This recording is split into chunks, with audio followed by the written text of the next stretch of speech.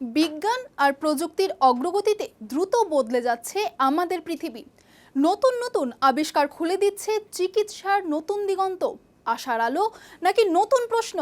এই পরিবর্তনের আসল ছবি কি? যদিও এই অগ্রগতির পরে প্রশ্ন একটাই, আমরা কি প্রস্তুত এই ভবিষ্যতের জন্য? দেখুন। দুনিয়া বদলাচ্ছে এত দ্রুত যে খবরও যেন তার সঙ্গে তাল মেলাতে হিমশিম খাচ্ছে। যেখানে একসময় রোগ মানেই ছিল অনিশ্চয়তা, আজ বিজ্ঞান সেখানে আশা দেখাচ্ছে।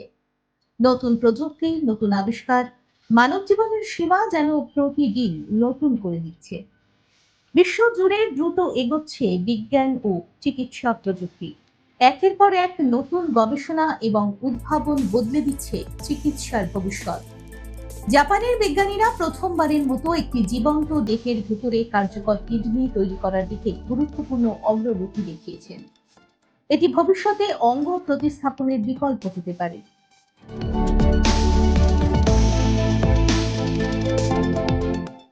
এদিকে আফ্রিকার ঘানা দেশের একটি স্টার্টআপ সহজ একটি যন্ত্র তৈরি করেছে, যা লালার মাধ্যমে খুব দ্রুত ক্যান্সারের সম্ভাবনা শনাক্ত করার চেষ্টা করছে।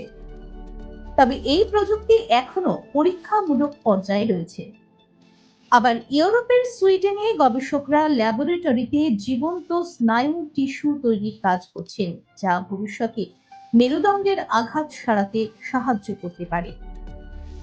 ব্রাজিলের বিজ্ঞানীরা আমাজন অরণ্যের কিছু উপাদান নিয়ে গবেষণা করছেন, যা মস্তিষ্কের রোগ যেমন আলজাইমার কমাতে সহায়তা করতে পারে।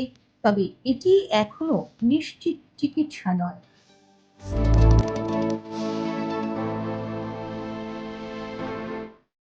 চিকিৎসায় কৃত্রিম বুদ্ধিমত্তার ব্যবহারও বাড়ছে। দক্ষিণ আফ্রিকায় ডাক্তাররা অপারেশনে এআই সহায়তা ব্যবহার করেছেন। তবে সম্পূর্ণ এআই দ্বারা পরিচালিত অপারেশন এখনো ব্যাপকভাবে প্রমাণিত নয়।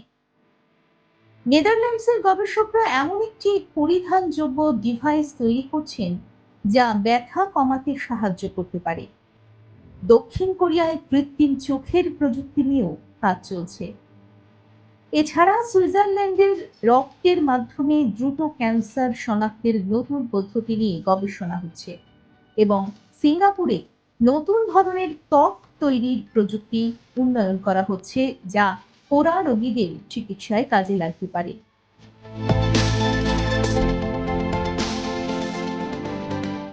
বিশেষজ্ঞরা বলছেন এসব উদ্ভাবনের অনেকগুলোই এখনো গবেষণার পর্যায়ে রয়েছে।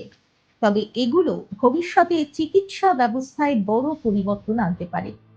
সব মিলিয়ে বিজ্ঞান ও প্রযুক্তির এই অগ্রগতি মানুষের চিকিৎসাকে আরো সহজ, দ্রুত এবং কার্যকর করার পথে এগিয়ে নিয়ে যাচ্ছে।